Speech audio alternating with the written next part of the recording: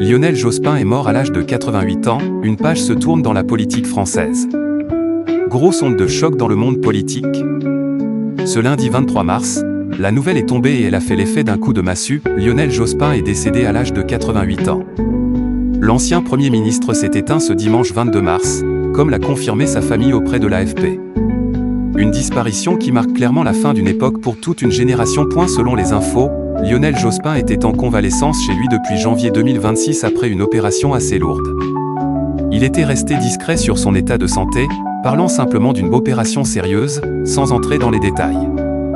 Jusqu'au bout, il aura gardé ce côté réservé, presque mystérieux, qui faisait partie de son image. Figure incontournable de la gauche française, Lionel Jospin, c'était pas juste un nom, c'était un poids lourd de la politique. Ancien Premier ministre, il a aussi été candidat à la présidentielle à 2 reprises.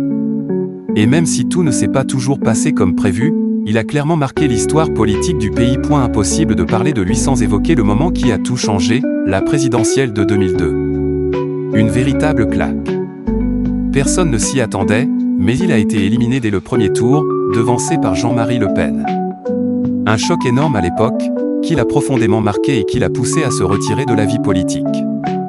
Un vrai tournant. Mais avant ça, Lionel Jospin, c'était aussi la fameuse cohabitation avec Jacques Chirac. Une période où 2 visions politiques opposées devaient bosser ensemble, et franchement, ça a marqué les esprits.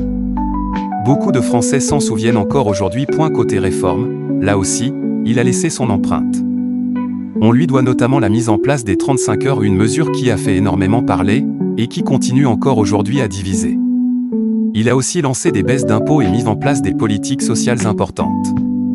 En tant qu'ancien ministre de l'Éducation nationale, entre 1988 et 1992, il avait également bossé sur l'amélioration des conditions des enseignants, avec notamment une revalorisation des salaires.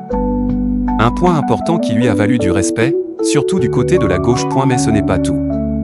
Lionel Jospin, c'est aussi le pacte civil de solidarité, PACS, les emplois jeunes ou encore la couverture maladie universelle. Des mesures concrètes qui ont changé la vie de pas mal de Français. On peut dire qu'il a vraiment laissé sa trace. Ces dernières années, il était plus discret, mais toujours présent en coulisses.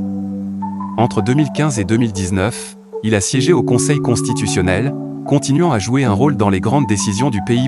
Côté vie perso, Lionel Jospin avait aussi une histoire bien remplie. Il a été marié une première fois avec Elisabeth Danan-Muller, avec qui il a eu 2 enfants, Hugo et Eva. Ensuite, il s'est remarié en 1994 avec Sylviane Agacinski, philosophe reconnue, élue à l'Académie française en 2023. Aujourd'hui, c'est toute une génération politique qui perd l'un de ses visages les plus marquants.